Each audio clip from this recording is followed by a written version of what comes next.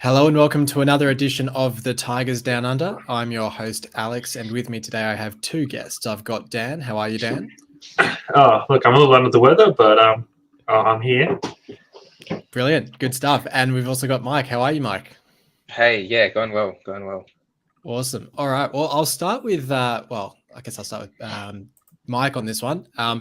Brilliant win against Bristol City on the weekend. Great way to get the season off on the right foot. What did you make of the game overall? And I guess there's a few different elements that we'll talk about in more detail, but just overall thoughts on the game.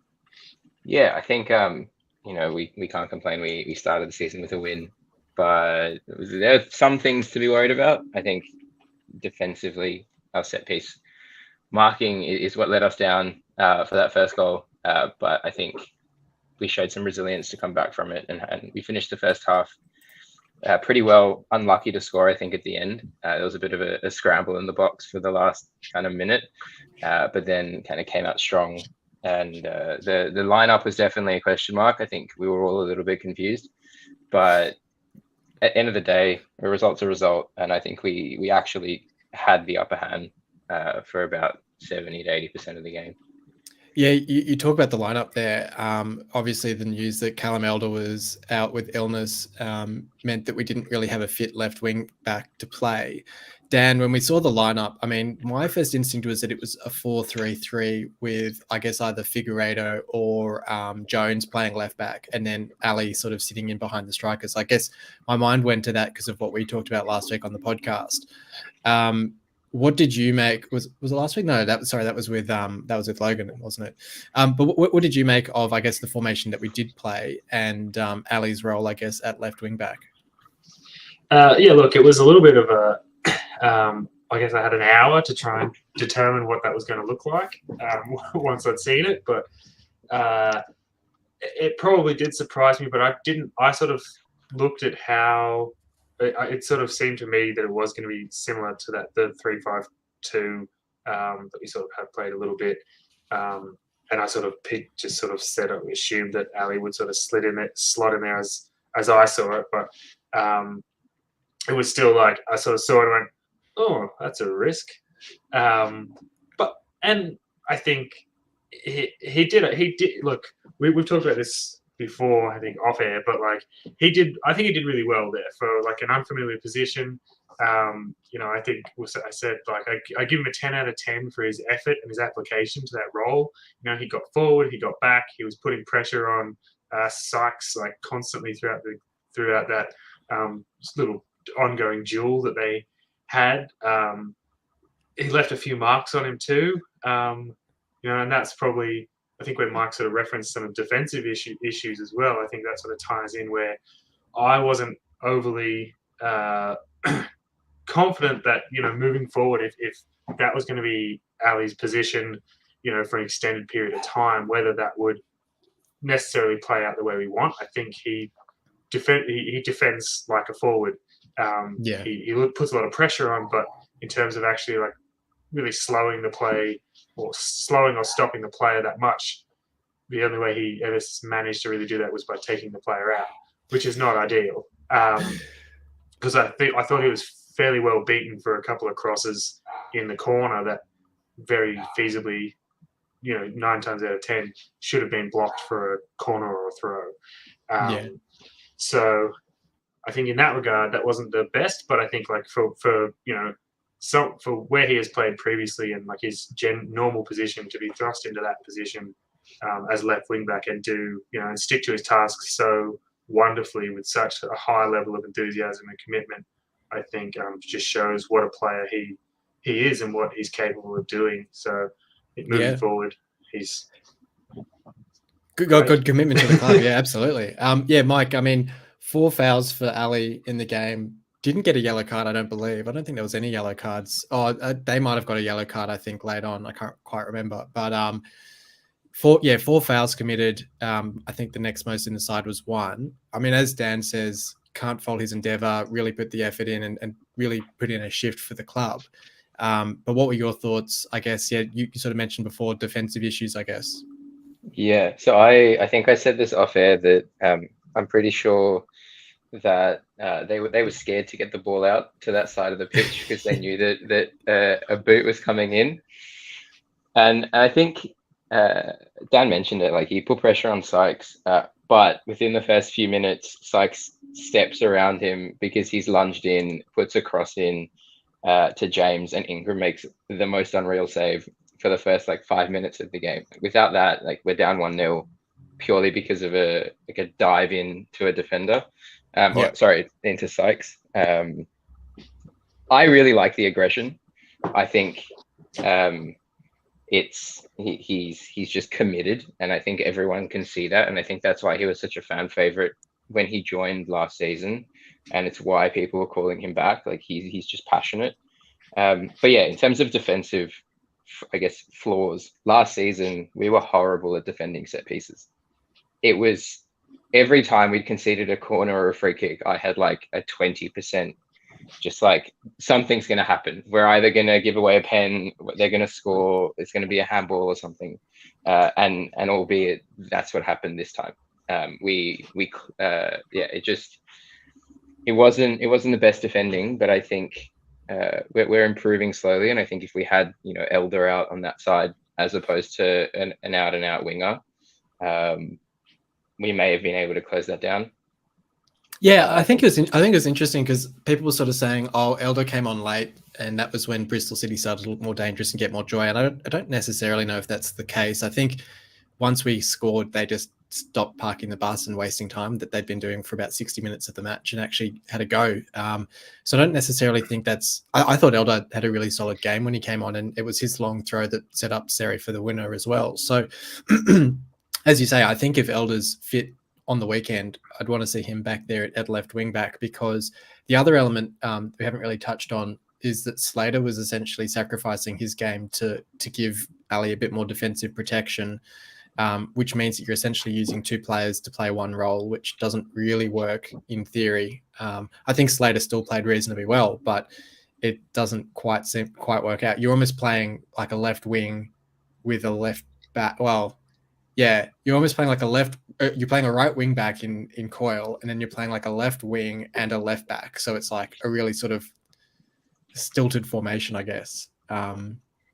But yeah, no, look, can't fault his effort and his aggression, certainly. I guess the other there's a few other players to touch on.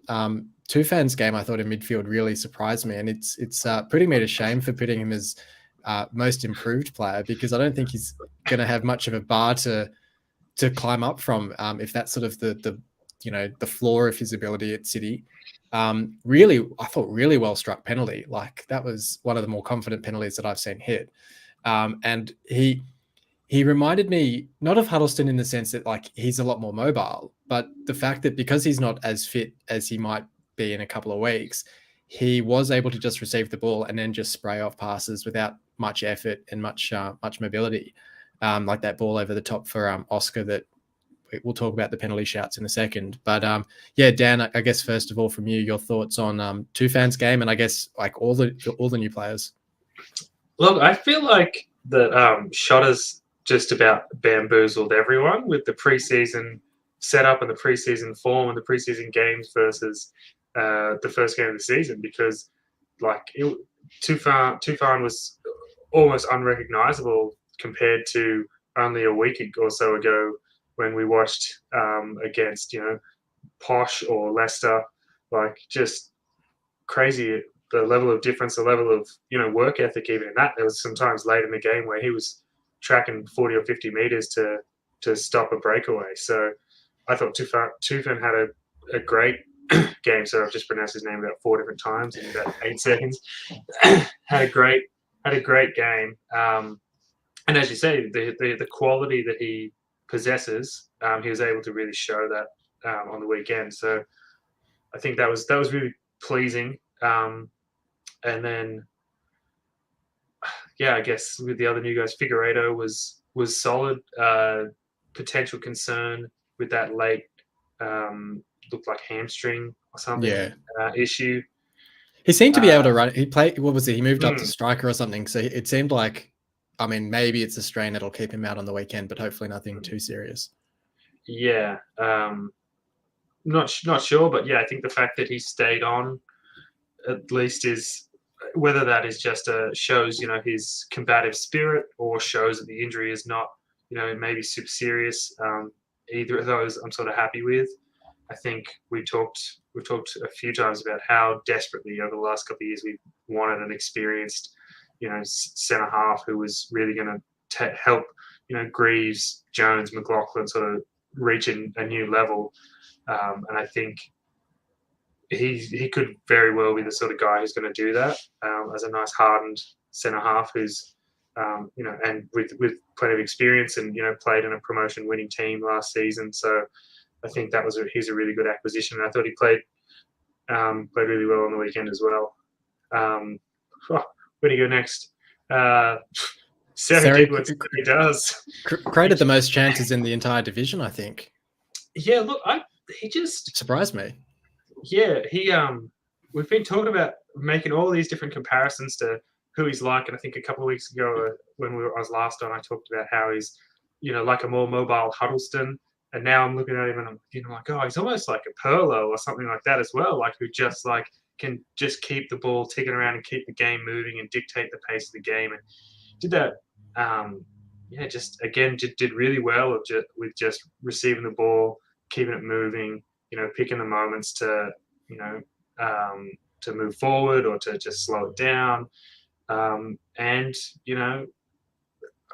popped up with a lucky goal at the end. But I mean, swings and roundabouts, right? How many times have we been on the receiving end of poor luck? So it's about time some of it went our way, I reckon. Yeah, no, absolutely. Maybe Mike, I'll bring you in there as well. Your thoughts on Seri and Tufan in particular in midfield, Figueiredo as well, and then we can talk about those penalty shouts and I guess the other new boys up forward. Yeah, I think Dan said it right. We've had a young defensive line for a while now, and I think we've been missing someone like Figueiredo, and I think the last person that I can really put my finger on is someone like Davis, just composed and strong, and just helps the youngsters learn where to be and how to defend. And I think having Figueiredo, I'm not sure if he played on either side. I'm not sure if he played in the middle, but having him around the likes of Jones and Greaves is going to help them grow so much faster now, rather than having like McLaughlin, Jones and Greaves. So I'm a big fan, and I think, yeah, maybe we should chuck him up at striker more often. Yeah. Then I think what sums up for me, Seri and Tufan, was Seri leaving the ball for Tufan and then him taking a shot and hitting the post. Good that for me it just summed up what the two of them are going to be like. Seri being the more creative and Tufan just like knowing where the balls should go, and not being afraid to take a shot. And I think he deserved the goal, especially after. Yeah, it also shows like the understanding they're already developing that they that Seri's leaving that ball for Tufan because he knows his range and knows his ability. Yeah, for sure. And I think someone we probably haven't spoken about enough is Oscar. I won't even try pronounce the second name because I know that I'm going to get it wrong. And if Dan said Tufan's name 4 times, I'm going to say Oscar's about 16. But we haven't. I think he kind of gives me Abel Hernandez vibes at times. He's making good runs. He can hold the ball up. He's running he's trying to split the defense. And Ali almost set him up in the first half with an in-swinging cross. He was inches away from getting his boot to it. And I think we said it offline, having a striker throw themselves at the ball is something that we've needed. And Tetteh coming on in the second half and just being able to control the ball and just be that presence of a strong striker is really important. So I think when they're both fit and ready, I'd be super excited to see Oscar and Tetteh up front together. Yeah, I was trying to think when you said that about Hernandez. I'm trying to think who both Oscar and Tetteh remind me of in terms of strikers that we've had, and I almost feel like maybe Ndoye or someone like that. I mean, it's really hard to think of a comparison for Oscar because he's that tall, strong striker, but he's also really coordinated and makes those perfect runs. Like the amount of, like, I think there was 2 or 3 times where he sort of broke through their line to get on the end of a ball, where previously it would have been Magennis or Eves being flagged offside. And his ability on the ball as well, like when he megged the Bristol City player as well. And it's like, okay, this guy's not just sort of, a lumbering sort of tall man. He can actually play with the ball at his feet as well. And he's got a bit of pace on him as well, which is awesome to see. And it's just this weird feeling. Like Tetteh came on, the penalty, which we'll talk about, like the chest control off the coil cross, which I thought was overhit on first watch. It's like we've actually got strikers up front with a fair bit of ability who can actually sort of create these chances themselves and not just rely on the perfect ball in to get them a goal. Yeah, I mean, Dan, I'll start with you then, I guess, talking about Oscar. Penalty shouts in the first half before we talk about penalty in the second half. First on Greaves and then moments later on Oscar. I think live or after a few minutes we were sort of talking about it, instinct was that the Greaves one looked pretty nailed on, but that the Oscar one maybe would have been a bit soft to be given. Yeah, look, before I answer that question, I just have one thing to say about the Oscar Tetteh thing. And I think another element to that is that for once, when we've subbed off our primary number 9, the replacement is like equally as good. Whereas there's been times over the last couple of seasons where it's like, we're like, oh, when Eves was in form or whatever, like, okay, we're subbing Eves off. Who are we bringing on? It's like, Tyler Smith or someone, Tyler Smith, and you're like, oh, what's gonna happen now? Where is this gonna? We're already struggling to find a goal. Where is it gonna come from now? But like Oscar goes off, Tetteh comes on, you go, what? Oh. And it's not really like it's not a big change. And I think that's just, I guess, testament to the work that Ajun has done in bringing in, and all of the other, Tam Kessler and everyone in bringing this caliber of players in.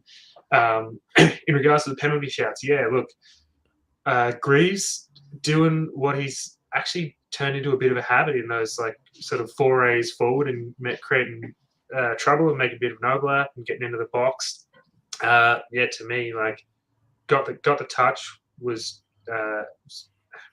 I mean, I guess the argument would be like, did he have it under control? But the argument then the other way is, well, he was then denied the opportunity to regather the ball by essentially just being completely. You got body checked, yeah. So, and I think like another like abstraction, and not quite the same, but similar to like, which was then given a penalty over here in the Australia Cup, the Mariners, Dan Hall, tripped and then like fell on the back of the player, like, and the keeper was going to get the ball anyway, but they'd given it and it was it was a penalty, but go, like, how can you take out the attacking player in the box, very clearly not go really and not take the ball, and not give it a penalty, which I guess then brings us to the second penalty shout, which was Oscar's, which I sort of tend to agree with your sentiment that seemed like it was a bit like Oscar sort of maybe made a bit of a meal of the little bit of contact that was there. There was a bit of a hand in the back, but not enough to send him flying, I don't think. Yeah, it felt to me me like he maybe looked over his shoulder and went, this might be a bit of a hit, and just sort of went, well, I'll see if I can just buy a get penalty, this instead. Yeah, no, that's right. It felt like the defender had his hands on his back, but didn't actually push necessarily. And then Oscar just took the encouragement, which is why I'm surprised that in the fallout from the game that most of the discussion's been around, well, the penalty in the second half might have been soft, but we deserved one for Oscar. When I thought the Greaves one was much more stonewall. Mike, what was your take on the two incidents? Yeah, I think I tend to agree. The Greaves one I've watched a few times, and if there's no defender there, I still don't think he gets control of it. And I understand that, the defender takes him out of the contest, but I don't think there's a contest there. If it wasn't such a strong, because I think he heads it. So I think if it's not such a strong header, then it's a different story. But that's rolling out any day of the week. Then, Oscar, the second I feel like a striker feels a hand in the back, they're flopping. That being said, that could be given as a pen with a different ref in a different game. And I guarantee over the course of the season, we're not going to see just one of those pens given, we're going to see multiple, and most likely it's going to happen against us. And then we're going to look back at the first game of the season and be like, "Whoa, where was ours?" Yeah. So yeah, look, it's one of those situational decisions. Yeah, I feel like that statement about the refs and like could apply to all three of the big penalty related decisions. Like they're all so, I don't want to say 50-50, but like none were clear cut. Yeah, you could conceivably like agree with the referee's assessment on to give or not give pretty much any three of those decisions. So, which brings me to the actual penalty and the shock that so many people, such a common narrative, or consistent narrative, has been that it was a dive. Mike, I'll start with you on this one because I know we've sort of looked at it a number of times and we discussed it before we went to air as well. That my interpretation, I'll just give mine, was that he was hitting the ankle, first of all, no balls taken. So that's a clear foul. So regardless of how he falls to the ground, it's a foul and therefore a penalty. But then the fact that he takes that step and stumbles and then goes down, I think it's because of how big he is and how slowly he goes down that it looks so like over dramatized and like sort of exaggerated. But I think it's just him losing his balance and then just saying like, I just falling to the ground. But do you sort of, how do you view it? Yeah, it's an interesting one. And I think it's probably my most watched video over the past couple of days. I said this offline, but my mind changes every time I watch it. There's contact, and I think there are photos that show that there's a foot that goes in. It's the step and fall for me that it's as if he's trying to convince the ref it's not a pen by convincing him it's a pen by falling over.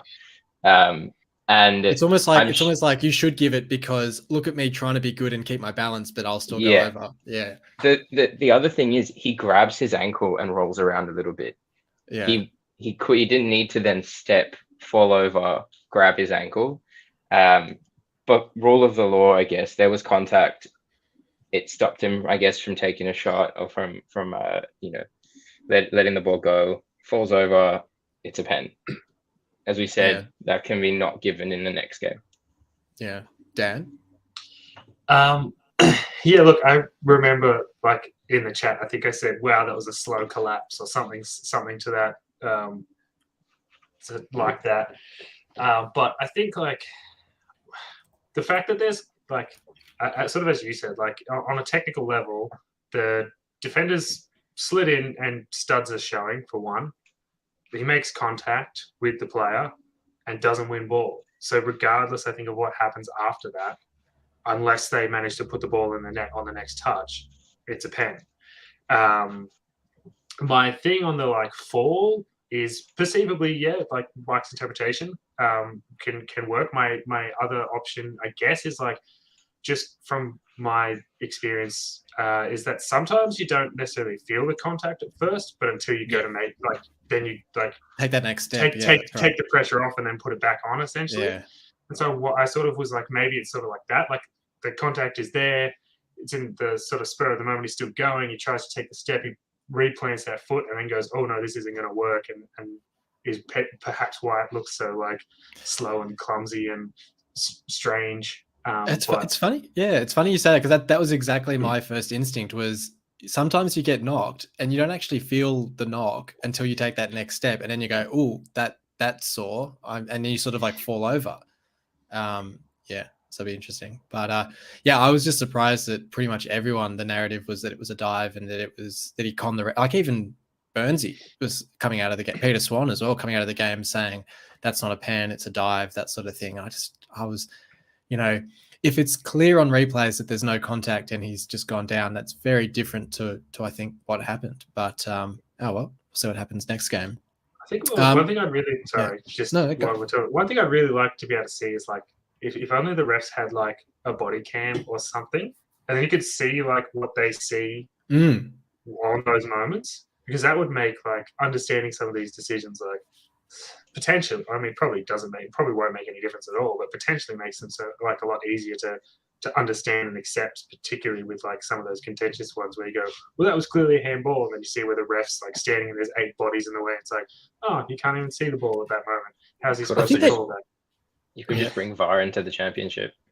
I think they are talking about some form of VAR in the championship, and I think I've seen Premier League games where they sort of have that 3D representation of the pitch, and they do show what the ref can see. But and like even to the point where they can have VR goggles on and they can be like, oh, this is what the ref can see. Like, what are you obstructed by? But yeah, I think it's a bit fancy for the championship. Yeah. I don't even necessarily want VAR. I don't necessarily want those decisions to be overturned because sometimes that's such a long, shitty process. I would my thing is just to be able to if I can see what the ref sees, then I can at least understand and accept when they make bad calls. Because sometimes you go, well, he should have seen that. Why didn't he?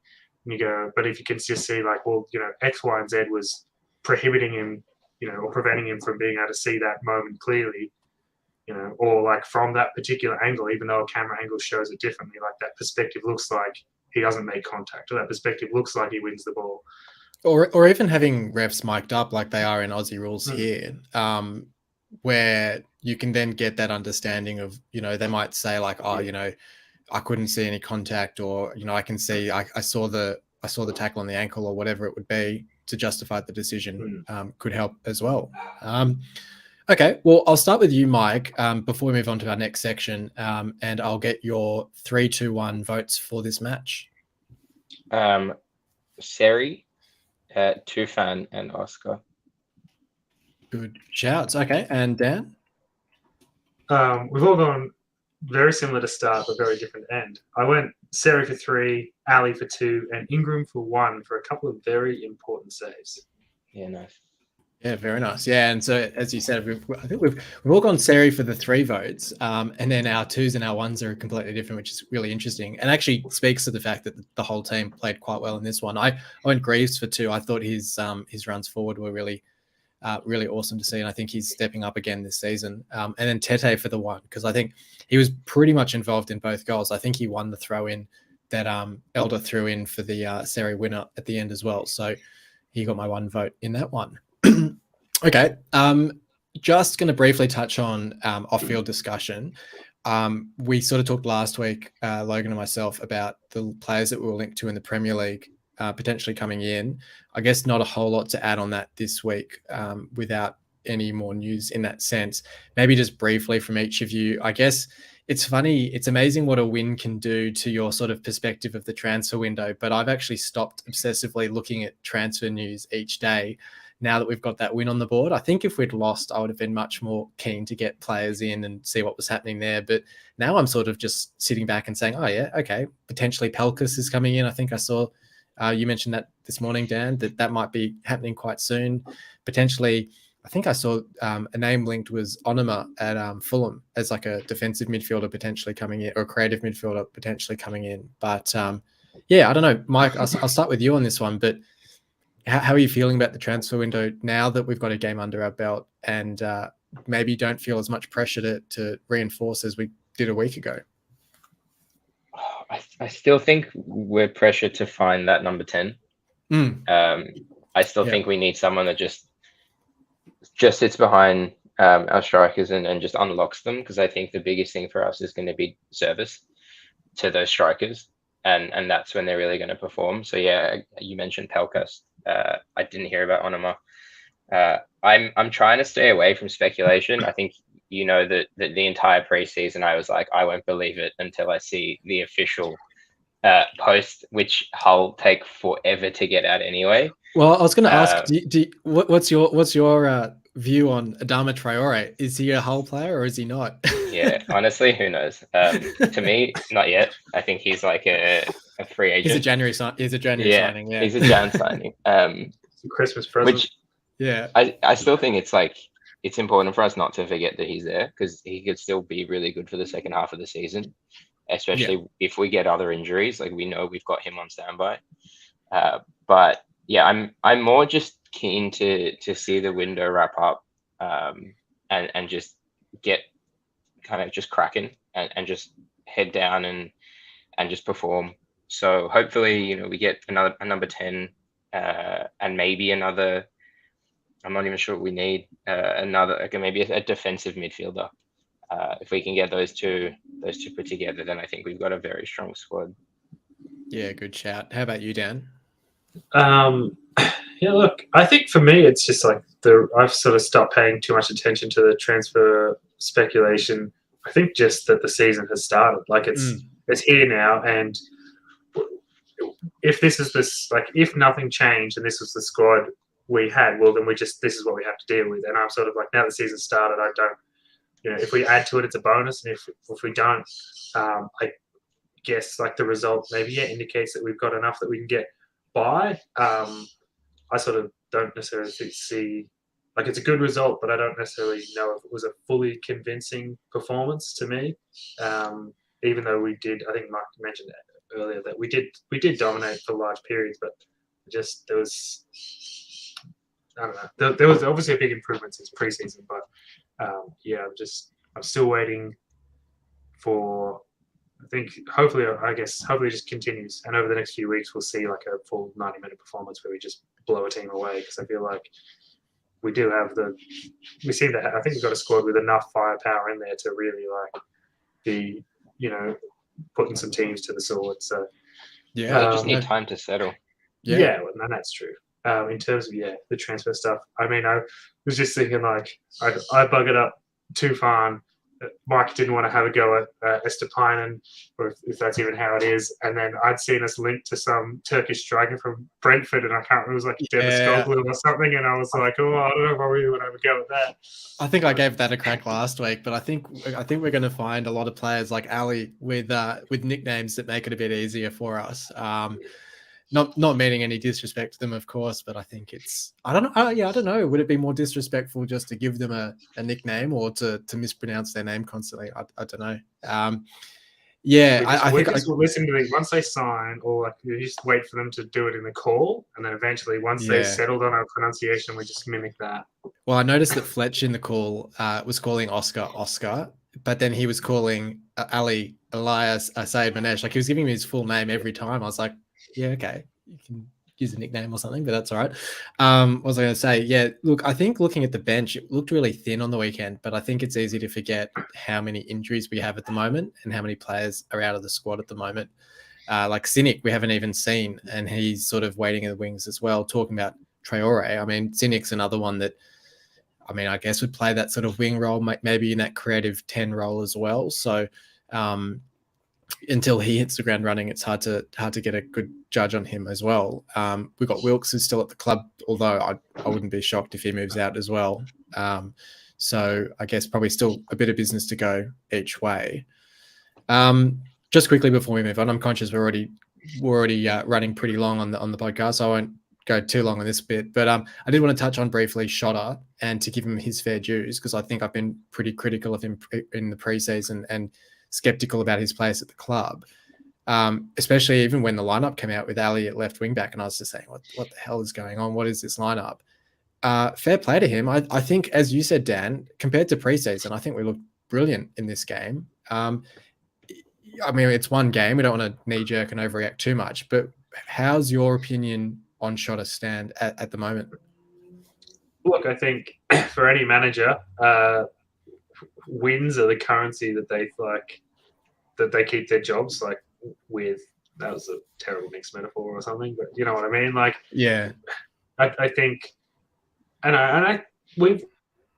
we sort of said like over the second half of last season that we could see, there was some level of improvement, and there was some like explanation about like why they started, like why they kept the formation that they were using going, and like why they didn't dip too much into transfer markets and that sort of stuff. They said, like, let's just try and keep some stability, get through this season, and then we'll have a crack next year.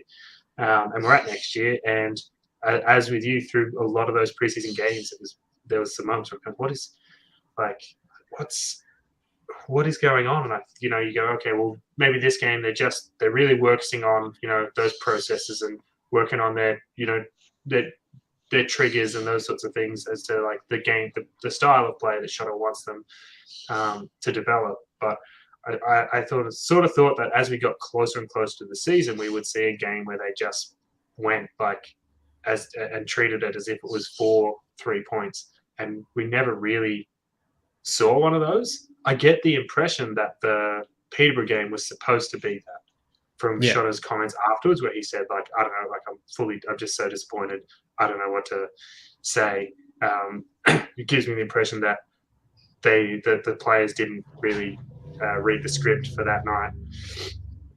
But I think, yeah, look, he obviously, I don't know whether it was did his homework or whatever, but he seemed to get it mostly right, on the weekend. And I think we're starting to really see, with maybe it's through the players or whatever, or just time, but really starting to see the football that he has been talking about wanting to play. So good signs moving forward. Good stuff. And Mike, where do you stand on Shutter at the moment? I think I'll echo what Dan said, but something that I'd really like to see is the pitch cams of like the reactions, and I think seeing his reaction, like he is passionate and he clearly set out to achieve something in the game, and I think what I really liked was that he managed to do that with a limited team at hand, given how many people are out. So whether that's the tactics he wanted to play before the injuries were there or not, the fact that he can adapt is something that I like. Obviously, I know it's been one game and a preseason, but it seems like it's not just I'm going to play the same formation every single time and hope that something changes, which I know we've had in the past. So it's nice to see that change. I think, the first time Grant switched to a 3 at the back, we won. And then it was, okay, maybe this actually works, as opposed to continuously trying to play a 4 and have it work. Yeah. So I've got some confidence, and I guess we'll see what happens at Preston. Absolutely. Well, we'll preview Preston in a second, but first of all, we will have another round of our game, our Who Am I game, which Logan got first crack at last week. Now, I haven't done this with 2 people before, so what I might do is after each clue, give you each a guess. I guess it's just going to be whoever gets it right first, because I can't really. To be fair, I've done this a bunch of times. If you just want to throw it to Mike, go right ahead. Yeah, okay, fair enough. Maybe we can do that. Maybe, Mike, have you played this one before? I have not, and I'm terrified that I'm going to absolutely mess this up. So was I, and then I got it for I think it was the second clue or something. So I'll give. So it's a player from like the last 5 or 6 years. So it's not like someone completely random. I'll give you a clue of their league appearances and league goals for City, and then you can have a guess. Then I'll give you a clue about the year that they joined and the year they departed, and I'll throw in the club that they signed from. I think that's a reasonable clue to add in there. And then I'll give you their position and their nationality, and then finally I'll give you their initials. So I think I'd hope that you can sort of get it by the end, but we'll see how we go. No promises. So the first clue is I made 84 appearances for City and scored 9 goals. You said it's over the last 5 or 6 years, right? Yeah, just about. Yeah. You're going to get it first time, and it's going to be the funniest thing. Nah. Do you want the next clue? Wait, give me a sec. Let me think. Is there a time limit? I get half an hour, right?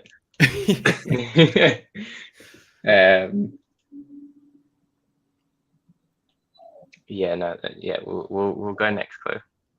Yeah, so I'll be interested to see. You might be able to get it from this one, I reckon, because I joined City in 2015, signing from Chesterfield, and departed in 2017. Chesterfield. I feel like Dan. I can see it look on Dan's face. Dan knows. I think I do. Yeah.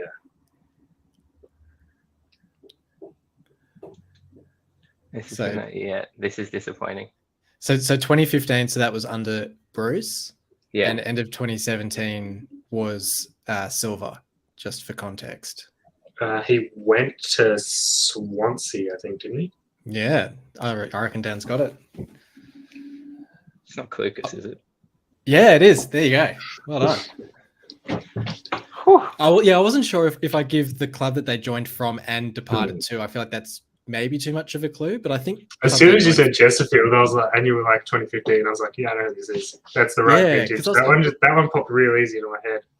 Yeah, because I was like, Chesterfield, I was like, it's not a common club that we would have signed many players from. So My first thought, just off the first clue, was actually like Snodgrass or someone like that, off the 84 and 9.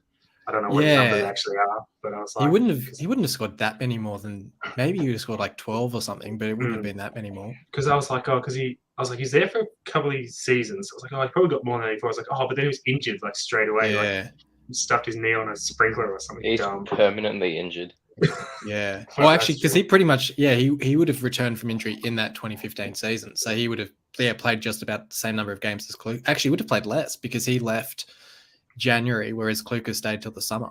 Anyway. If you'd been really struggling, Mike, I was tempted to throw in a clue about scoring a screamer against Watford. I don't know if that would have helped. It would have.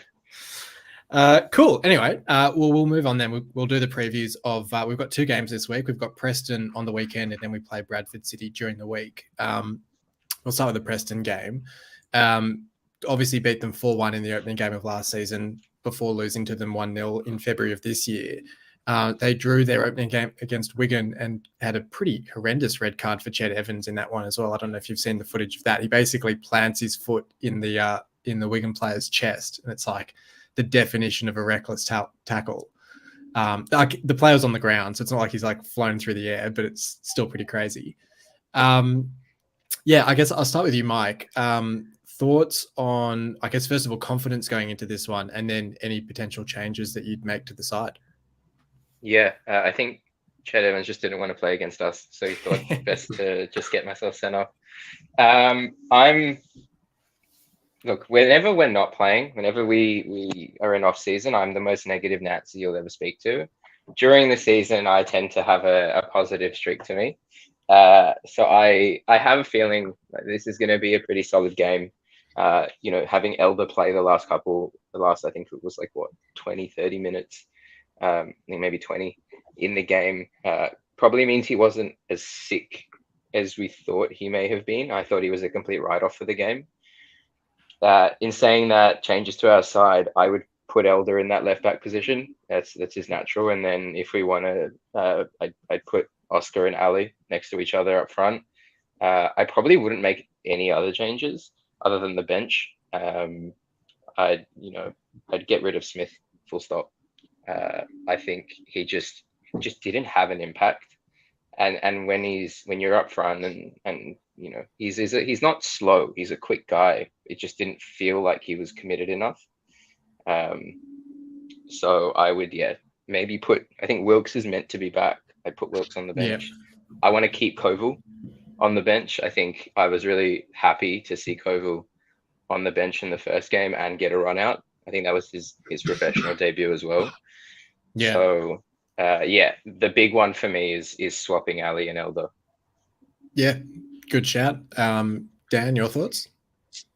I pretty much sort of echo Mike's suggestions. Just fill that bench out with those players that are returning, which means, because I think it was Longman, Wilkes, and Williams, who I think are potentially fitting again for the weekend. So, if you throw them on and, then the bench doesn't look as depleted as it did, on the weekend before. So that, in terms of lineup changes, I think, obviously, I guess just depending, I haven't heard anything about Figueiredo, so hopefully it's not too serious. But if he's, obviously then it just becomes like, if he's unavailable, then you just slot Macca back in there. But yeah, easy and confident for a win. Look, I'm more confident than I was a week ago. I was pretty pessimistic about our chances heading into the first game. But now I feel like I'm being greedy, like being confident about getting 2 out of 2 to start the season. So I'm confident that we'll at least like turn up and perform. That's what I was worried about. There's going to be a real slow burn start to the season, but the Bristol game has wiped those fears from my mind. So I'm confident that we'll turn up and we'll play. And then tired cliche, anything can happen once they cross the white line. Well, we've got to knock Honeyman's mob out of first place, don't we? We've got to back it up with a win to knock them out. But look, I'm pretty confident. Yeah, exactly right. Stop the count. Well, we were first after the first round last year as well, weren't we? Because I saw they did like a breakdown of who spent how many days in each position in the table, and there was like 3 teams were first over the whole season, and we were one of them, which is pretty wild. Maybe there was like 4 teams, but yeah, look, I'm pretty confident heading into this one for pretty much the same reasons that you guys have said. I think the manner of our performance against Bristol City gives me a lot of confidence for this one. And I guess the fact as well that we've got the full week, it's not like it's a midweek game, and players like Tufan and Seri do have that time to recover, and Oscar and Tetteh as well get up to speed a bit more. Elder has time to recover. Yeah, I think Elder in for Smith essentially, with Ali going up forward. It's probably the only change I'd make if Figgy's fit. If he's not, bring Macca in and just roll with that. But yeah, like I'd probably see like maybe a 2-1 win again, maybe a 2-0 if we're pretty sharp. But yeah, I'd be pretty confident going into that one. The only thing I'll say is I'm just worried about Emil Reese. True. He scored 16 last season. Yeah. He did have Archer up front with him though, so missing Archer, he's their primary goal threat. I thought you were going to say that you're worried about your curse and the fact that every time you come on the podcast, we get belted the next game. Look, you asked me to come back. I came back. So if anything, this isn't on me. This is on you. It is. We've got to break that curse eventually, don't we? I don't have the full stat record, but it's been amazing how much. I mean, yeah. Okay. Well, we've also got the Bradford City game in the Cup, which is really only it's notable because it's Mark Hughes managing League Two side, which is pretty interesting. But of course, they've also got Richie Smallwood there as captain, who seems to have a habit of he'll join a new club and instantly be made captain. So he must be must have a very strong interview to kind of talk these managers around straight away. But I didn't realize we haven't played them since 2005, and before then, not since 95, 96. So it's been a fair while between drinks playing them. So it'll be a good ground tick for a number of, I think it's away at their ground, City supporters to go for that one. Speaking of red cards, though, I don't know if anyone saw Lee Tomlin made his debut for Bradford on the weekend, got 2 yellow cards inside about 60 seconds, where I think he got the first yellow for time wasting and then basically tried to con the ref into a free kick because another player touched him and he fell to the floor and managed to pick up a second yellow card and get sent off, which I found quite funny. Yeah, I don't know. I guess I'll start with you, Dan. Just general thoughts for the Cup game. I guess it's a good opportunity to, if we've got fit players, rotate and give the squad a bit of a chance of a run out. But for the first time in quite a while, I'm not as fussed about a Cup run this season. Yeah, look, I feel like, I guess it depends how the game goes on the weekend, but I dare say this might be a game where obviously all those fringe first teamers are gonna, get a run. I'd expect to see, assuming they're fit enough, but see Williams and Longman and those kind of guys start. But I probably also am thinking there'll be a few of those under 21s or under 23s, Andy Smith, those kind of guys who have been in and around through preseason, maybe filling that out and getting a run out, just because I think it's so early in the season and we've already got a congested schedule because of the World Cup for this first couple of months, that it's so early in the season to be doing 3-game weeks. Yeah. Especially for some of the, for someone, Tufan, for example, who we're assuming needs to get up to fitness, or that was the suggestion from every Watford fan ever, plus the observations from pre-season. So some of those guys who are still potentially getting up to fitness, I think they might get a rest, and then we'll throw in some youngsters, throw in fringe players, get everyone a run, and then I'm sort of with you. It'd be nice, but also there's so much going on this year, and I feel like we're going to have a congested first half of the season, then we'll have World Cup, and then we'll have congested back half of the season. Could probably do without the extra congestion. I mean, I guess the only thing I would think is if we did get through and got a Premier League club, would be nice to sort of see how much more we can match up with the Premier League side, but it's such a low priority in my mind, at least. Mike, how do you see this game and potential changes to the lineup? Yeah, I agree. I don't think it's as important. If anything, I'd play basically the same team we played Cambridge with, which was basically our under 23s, and then Elder as captain. So I'd chuck in like 1 or 2, 3 senior players, and then just fill that up with people like Koval and Jevon Mills, just a really young team because they're still hungry to play. Whereas our first team would probably be tired. They wouldn't see it as equal to the league, given that, you know, at the end of the season, there's the reward of potential promotion. Yeah. Given the end of a League Cup, you lift the trophy, but it also means nothing. So if you said to me, if you offered me the League Cup this season, I'd be. If I offered you the Cup versus promotion, or like Cup versus playoffs, what would you pick? That is actually a hard one. A cup stays with you forever. Like, we've never won silverware. Like, even the bloody pizza trophy a couple of seasons ago, I wouldn't have turned down promotion for it, but I would have been pretty happy to win it. Yeah, I know. Well, yeah, that's true. That's true. But I like in this one, I completely agree in terms of the players. The one I wonder about, or a couple of players I wonder about, is guys like Tetteh, Cynic, things like that. If Cynic's anywhere close to fitness, give them the last 20 minutes in this one as well. Like, if Tetteh doesn't start on the weekend against Preston, that's 2 cameos off the bench. I'd almost give him like 45 minutes in the Bradford game just to give him those minutes, because I don't know, knock on wood, but like if Oscar went down injured or something and you're expecting Tetteh to start, you'd want him to have minutes under the belt to kind of get him up to speed. I mean, yeah, I guess it's not really worth doing a score prediction or a win prediction for this one. I guess it's 7. Sorry, was that what Preston's going to beat us by? Is it, Mike? No, that's 9. Well, look, we've got these 2 games to look forward to. It's going to be a brilliant week.